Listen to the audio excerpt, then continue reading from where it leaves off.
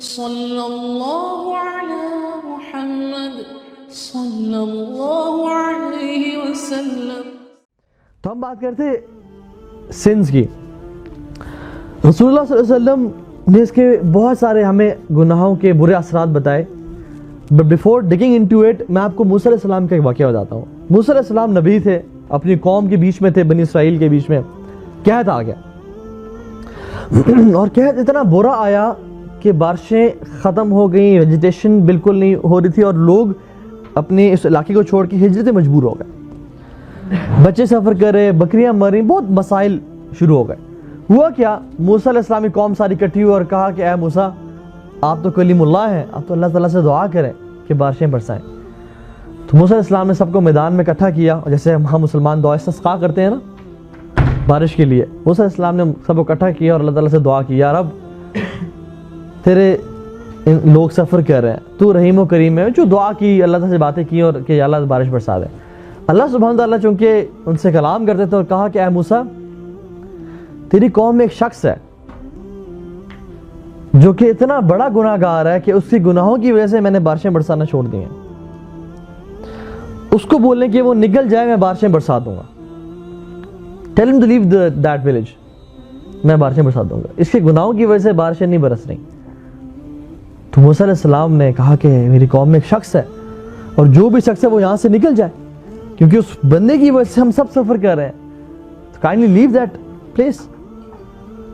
تو وہ جو شخص تھا نا جو کھڑا ہوا تھا، اس کو پتا چل گیا کہ یہ تو میری بات ہو رہی ہے، اور اس کو احساس ہو گیا کہ اللہ تعالیٰ مجھ سے اتنا ناراض تھے، میری وجہ سے لوگ سفر کر رہے ہیں، میری وجہ سے بچے مر رہے ہیں اور جانور مر رہے ہیں، کہ لوگ ہجرت مجبور ہو گئے ہیں۔ اس نے وہیں کھڑے کھڑے اس کو اتنی شرمندگی محسوس ہوئی، اس نے وہیں نہ ہلا نہ جلا، بس دل میں کہا کہ اللہ مجھے معاف کر دے، اور اللہ مجھے نہیں معلوم تھا کہ آپ میری وجہ سے اتنے ناراض ہیں۔ اچھا، کوئی شخص نکلا نہیں تو دیکھتے دیکھتے بادل بنے اور بارش ہونے شروع ہو گئی۔ اب مہینوں سے بارش نہیں ہوتی تو لوگ بڑے خوش ہوئے، بارش ہونے شروع ہو گئی، لیکن they were confused at the same time کہ بندہ تو نکلا کوئی نہیں، اور موسیٰ اللہ کے سچے نبی، تو یہ کیسے ہوا کہ بارش ہو گئی اور بندہ نہیں نکلا؟ تو موسیٰ علیہ السلام نے اللہ کا شکر بھی ادا کیا اور کہا کہ یا رب، معاملہ سمجھ نہیں آیا، کوئی بندہ نہیں نکلا لیکن بارش ہو گئی۔ تو اللہ تعالیٰ نے فرمایا کہ اے موسیٰ، جس شخص کی وجہ سے میں بارشیں نہیں برسا رہا تھا، ابھی میں نے اسی کی وجہ سے بارشوں کو برسا دیا ہے، اور اس کی توبہ مجھے اتنی محبوب ہے کہ میں نے صرف اسی کی وجہ سے ان بارشوں کو حکم دیا کہ تم برس جاؤ اس ملک پہ۔ تو موسیٰ نے کہا کہ یا رب، اب یہ تیرا محبوب بندہ کون ہے، مجھے اس کا بتا تو دے، میں اسے ملنے کا شوق رکھتا ہوں۔ تو اللہ نے کہا کہ جب تو یہ میرا دشمن تھا اور گناہ گار تھا، میں نے تب اسے ایکسپوز نہیں کیا، اب تو میرا دوست ہے، میں کیسے اسے ایکسپوز کر دوں۔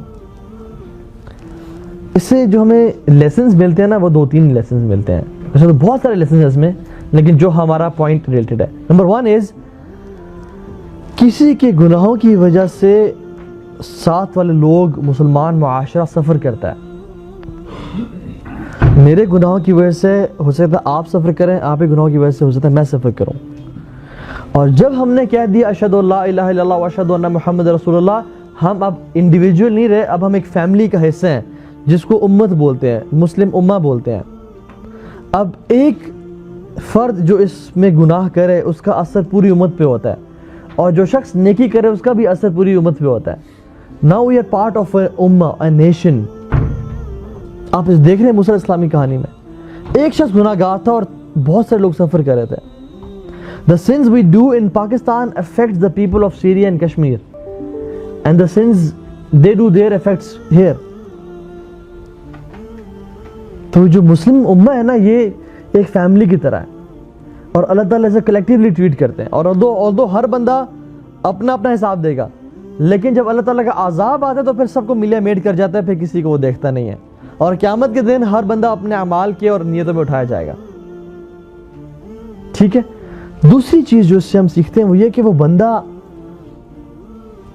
مرد تھا، he was man enough to realize کہ yes he is talking about me۔